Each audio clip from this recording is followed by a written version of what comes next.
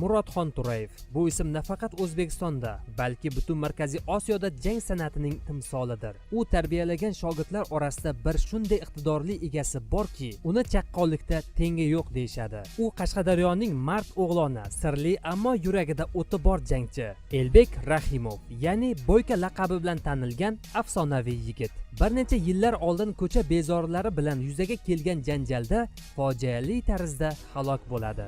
Lekin bu fojia bilan afsona yakunlanmadi, chunki sahnaga uning ukasi chiqdi. Akmal Rahimov akasining qasosini olish o'zining burchi deb bildi. U bezorlarni shunchaki qo'yib yubormadi, barchasini topib jazoladi. Lekin bu harakatda unga 3 yillik qamoq jazosini olib keldi. Ammo bu yillarda u sinmadi, kuchaydi, qayta tug'ildi.